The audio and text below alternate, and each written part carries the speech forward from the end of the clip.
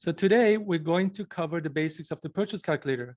I figured I would start our training with the very first tool that we ever developed in CMA back in 2013. So I'll be talking about some basic features, and in subsequent sessions, we'll just build on that and get more advanced as we go. If you are already a more advanced users, you can still listen in. I'm sure you have some work on the side that you do, but I bet you learned something new today that you didn't know it existed. Okay, back to the purchase calculator. So this is how it looked back in 2013, and you can tell we've come a long way. Actually, come to think of it, this is all it was. This was the Canadian Mortgage app, all of it, all in one screen. It was the purchase calculator alone. Also, the iPhone 3G is quite smaller than phones that we use today. It's pretty crazy how far we came along. We pretty much have supercomputers now right in our pocket. We check our phones more than 300 times a day, 300 times. That's almost every 5 minutes. We spend about 4 hours and 11 minutes on our daily time on our phone. And 90% of that is actually in apps, 10% of it in mobile browsers. CMA alone has about 800,000 downloads, and 23,000 professionals are using the app in the field. So we spend a lot of time, a great deal of time, to make sure it's accurate, up to date with every new rule that is introduced in the Canadian mortgage industry. You'll see some of them today. Okay, how do you access the purchase calculator? Where is it? When you first open the app, this is your dashboard. This is where all the features are listed out. You can scroll through them, pick the tool you want. Your dashboard doesn't necessarily look like mine. This one, so every user on the app has their own custom arrangements. You can configure yours as well. Scroll all the way down to the bottom. There's an edit dashboard field, a button. Click on it and you can organize them, rearrange, show and hide the tools that you want the way you like it. I'll cover the customizations in a later session, of course. So let's begin. Tap on the purchase calculator, and what I'm going to do is project my phone as well. There it is. That's my phone on the screen. And let me get the purchase calculator. So all you do is just tap on the card, you get into it, and you'll see the purchase calculator. This is it, the infamous one. The goal of this calculator is to calculate the total monthly cost of ownership, which is located right here on top. Of course, you can do a lot more stuff with it, and I'll show that as we go. But consumers especially love this because it lets them see what they have to pay every month and budget accordingly. You know, you can also use the purchase calculator for your clients. You can add in the fields and generate a beautiful report, which we'll do. And so again, the total monthly cost is the goal of this tool. The total monthly cost is just the sum of your mortgage payments, home expenses, and minus any rental income. So that's your cost. If the cost is negative, means you have positive cash flow, the app will now change to say positive cash flow. What affects the total monthly cost? Everything. Everything affects it. Purchase price, down payment, mortgage insurance, everything changes within the scenario affects the total monthly cost here. I put closing costs at the bottom because it does affect total monthly cost, because if somebody has a high closing cost, they have less money for down payment, therefore it affects the maximum home price they can afford, therefore the total monthly cost. Why don't we do a simple scenario just to get warmed up, and then we analyze each section as we go. So the first thing that you'll notice here is right on top, and I hope you can see my screen, is the home price. This one is pretty easy to fill in. All you do is just tap on it and enter a value. So let's try 800,000. And as soon as I press done, my total monthly cost on top is being updated. So let's try another number. Let's do 500,000. You can see that total monthly cost changes instantly. There's no calculate button on the app ever. We don't like that stuff. We want everything to be instant fast. Okay, you can also use the slider at the bottom. So right at the bottom, you see a slider. You can just move it around with your finger as I'm doing it here right now. It's a little bit laggy on my side. I think it's because of Zoom. But really, this is a quick way to move the home price around.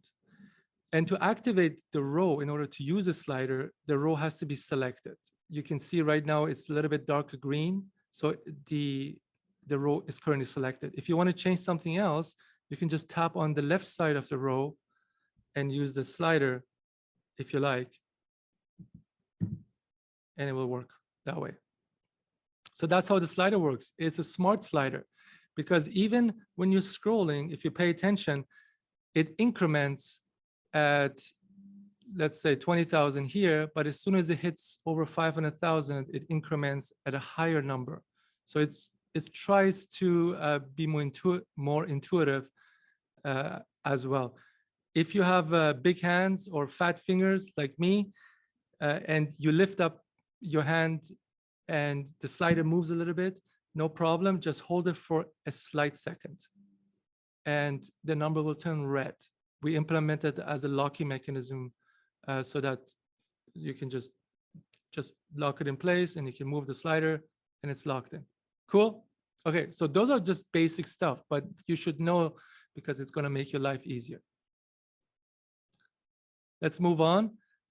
All right, down payment, that's very simple. So this is the amount that home buyers have saved up for their new purchase. You can either enter an amount, so you can just tap on the number, put in a, let's say $50,000 and press done. You can also use a percentage, tap on the percentage and put in the percentage amount. Whatever you'll use will calculate the other. So if I put percentage, it'll calculate the amount and vice versa. And it will actually save your preference. So if I put in 10% and press done, and now I'm sliding the home price, the 10% stays, but the amount gets calculated. And it works the same way with the amount. You can set in the amount, it'll calculate the percentage. Something else you'll notice, and it's on some fields that we have, right on top of the keyboard, there's a keyboard toolbar. Usually we place some buttons there to make it more convenient. So look for them, they're there for a reason. For instance, the percentage, I can just switch with the toolbar. Sometimes it's too small, you don't want to click on it, and it makes it much easier. So let's move on. Minimum down payment. So before February 15, 2016, you could put like 5% up to $1 million. That would be your down payment. However, after February 15, 2016, there's a new down payment rule, and it works in different ways. So I tried to document it on the left side. Up to $500,000, it's 5%. So anything above 500 to $1 million is 10%. So the chart here shows at the bottom here, if your house is worth, or you're purchasing a home for 600,000, then the first 500 is 5% and the remaining is 10%. The app makes it super simple to do. All you do is, let's just tap on the amount. There's a button called Auto right on the keyboard toolbar. Tap on it, and now it's using the automatic minimum down payment. When I'm changing the home price, it automatically calculates the minimum down payment for me. If I hit $1 million, it's now 20%. We don't support tiered down payment yet, but I'm working on that, so bear with us. For those of you who don't know what tiered down payment are, it's a lender-specific, region-specific down payment requirements on purchases. So, for example, one lender can say from 1 million to 1.5, it's 20%. Anything above 1.5% is now requires 50% down payment. It's not 20% up to $1 billion. So yeah. Okay, so mortgage amount. So the app automatically calculates your mortgage amount for you. You can't specify it because it's going to use a formula to do it, and if you intervene it, it gets a little bit tricky. So the app calculates the mortgage amount. The mortgage amount is basically your loan. If the person requires mortgage insurance, if the scenario requires mortgage insurance, it will automatically calculate the mortgage insurance premiums, and it will include it in the mortgage amount. So it will also have indicators here showing you what the amount was, what the insurance was, and how much it was added. The formula is pretty simple. Mortgage equals to home price minus down payment plus mortgage insurance, if necessary. Speaking of mortgage insurance, It's also known as CMAC, or mortgage default insurance, in short, MDI. Typically, when a client has less than 20% down payment, most lenders will require clients to purchase mortgage insurance. Clients can pay that cash, but nobody really does. So it gets added to the mortgage amount. Also, the app takes care of the rules. So when you see a mortgage insurance amount, that means mortgage insurance fits within the guidelines. So if I were to increase the home price to go over $1 million, you can see that it's gonna say uninsured right here, because there's no insurance required. If it's less than $1 million, and if the amortization is also equal or less than 25 years, and also down payment is less than 20%, mortgage insurance is calculated for you. Cool. Some things to note here, that these are owner-occupied premiums, 1 to 4 units. So the small rentals, it's not supported. We don't support it here. And also we don't support the CMAC green home programs or the portability program. So yeah, so when in doubt, just tap on it and it will explain to you all the details. For example, if I were to increase this loan to 1.5 and it's going to say uninsured, I'm going to tap on this and it's going to explain to me why it's uninsured. So just a little quick tips there for you. Let's move on forward. Next field is the rate right here. So you can enter in a custom rate. You can just put in whatever you like, 2.45, let's say, and it will automatically calculate the mortgage payments and of course update the total monthly cost. You can configure this a little bit further. You can just tap in on this area on the rate configuration, which is right below the rate, and you get a menu. Ta-da! I bet you didn't know that. Here you can change the rate from variable to fixed, and all it really does is it changes the compounding of the rate. I'll get into more compounding stuff in a more advanced session, but you can see it right at the bottom here, that if I change it to a variable, it automatically changes the compounding to monthly for me. However, you can update that. You can get in here and change the compounding as the product is. Also, we show you what the effective interest rate is, the annual effective interest rate, which is a way to compare rates with different compounding. You can also set the term here. And off you go, done. Just so you know it exists.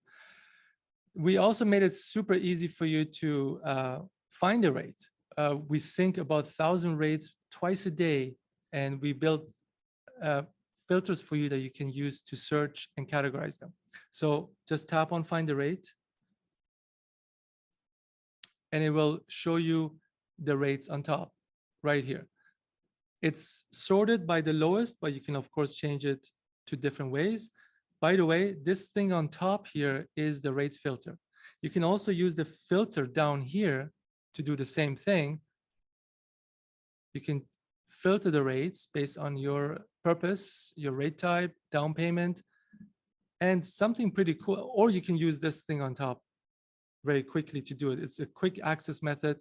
You can also change the province. So if you see Ontario here and you are in British Columbia, just change it to BC.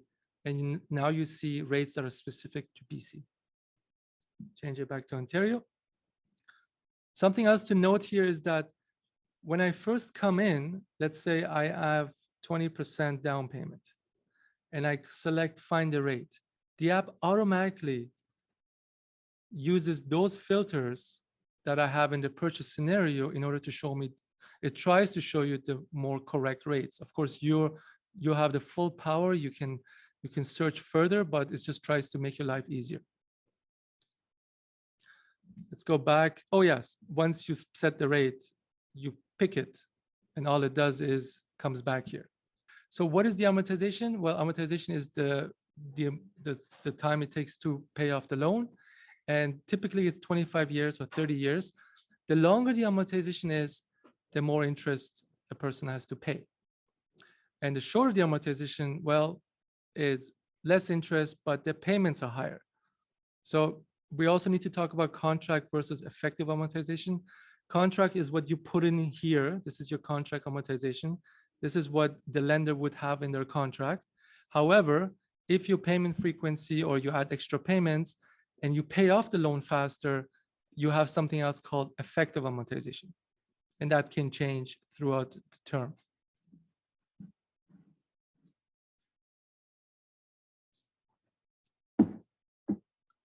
Alrighty, so where are we now? Let's move on.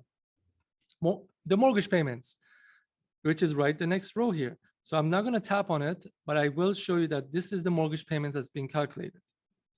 If you tap on the monthly here, you're actually going to get another menu. This is where you can change the payment frequency. So you can actually do accelerate biweekly, and you can see the numbers change on top. Biweekly, accelerate weekly, and all other payment frequencies that are supported. Something else to note here is that currently I'm using a fixed rate payment, which is principal and interest combined. You can also change this to be an interest only payment. So it's right here. For those people who didn't know, you can switch the app to use interest only versus the regular mortgage as we know it. Okay, let's move on. All right, so the rest of the information just below here, property taxes, condo fees, and heat, those are things you enter in yourself. For property taxes, you can enter in monthly or annually. So let's just say $500 per month. It will calculate the annual for you. For condo fees, if it's not a condo, if it's a house, you just set it to be 0. But if it's a condo, you enter in the condo fees, and what's going to do is it's going to update your total monthly cost on top. For heat, typically we use $150 for house and $100 for condos. At least that's what the lenders use to pre-qualify. For other expenses here, it's really just wide open. You can put in hydro, electricity, gas, water, home insurance, cable, phone, internet, whatever you like. We didn't really want to complicate it to break it apart into pieces. So it's really up to you. Just put in what you think, and also your clients can add in that information. Let's set it to 0 for now. Rental income. If somebody is renting their basement, or somebody who's purchasing a condo and they want to rent out a room, they can use this tool. All they do is set the rental income, and you can see your total monthly cost is decreasing as I increase the income itself.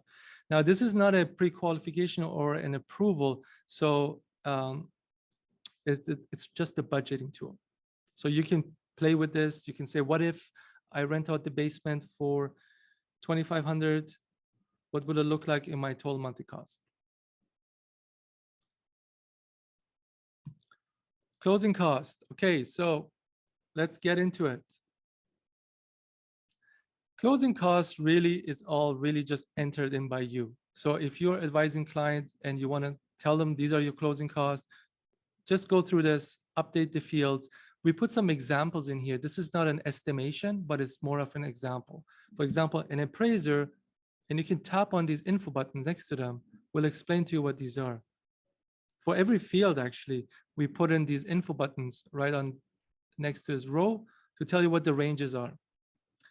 The only thing that's really calculated for you here is the land transfer taxes and the PSD on mortgage insurance.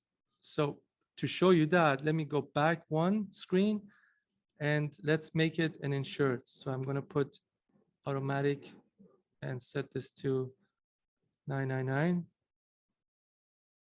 Okay, I got mortgage insurance now. In the closing cost, you can see that PSD is calculated for me based on the mortgage insurance. So there are only 3 provinces right now that is required.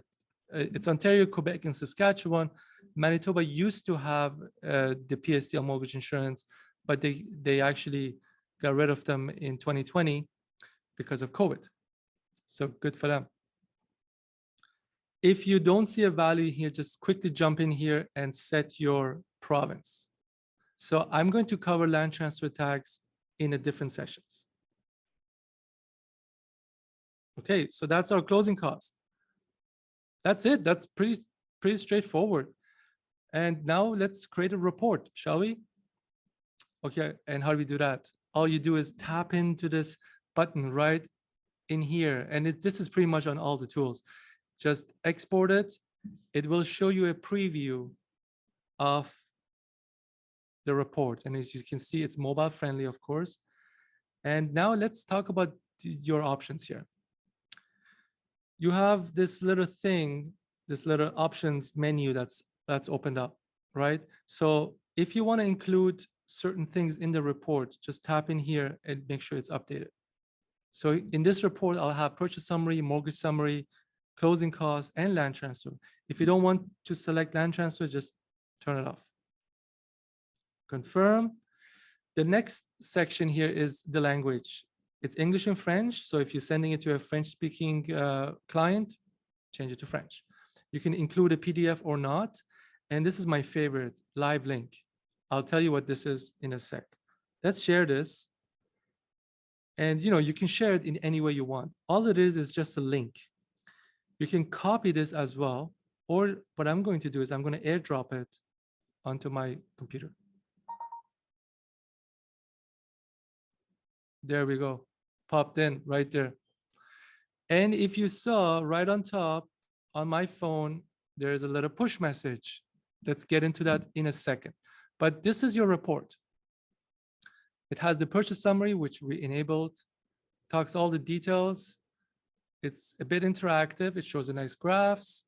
It shows you what the principal paid are, interest paid, your savings, if you have any extra payments or accelerated payments, full amortization schedule. Everyone loves that. Closing costs, of course, we said these are the closing costs, so we added them in there, and your land transfer taxes, how it's calculated, all the little details. We got some terms and conditions here that, hey, we're not really reliable. This is just a simulation tool. And you got this QR code. If you have the Pro, this QR code will actually enable a user to download your version of the app. Okay, let me tell you what that push message was. First of all, if somebody views your message, your report, I just saw a message. If somebody views your report, you get an instant push message coming to you, to your phone. So you know, if you're sending this link to someone through text message, you'll know when they actually see it. So that's pretty cool. The other thing that the live scenario does, or the live report, is when you changing something, what I'm going to do right now is actually, what I'm changing here is the scenario name right on top. I can just put Ben. Done. And what this is going to do is it's going to update the report live. Not live, not like real time, but live, meaning that you can change all this information, right? And it will update for your clients right away. So that's pretty neat. I think that's the end of our, is it? Yes, next week I will show you how to manage scenarios. There's lots of cool stuff. I'm going to show you how to compare payment frequencies. There's a lot to learn there. And we're going to use extra payments, which I skipped today, which is located right here. And we're going to use the amortization table. I'll show you how that looks. And we'll get into more details on the land transfer taxes. Okay, so that's the end of our training for this week.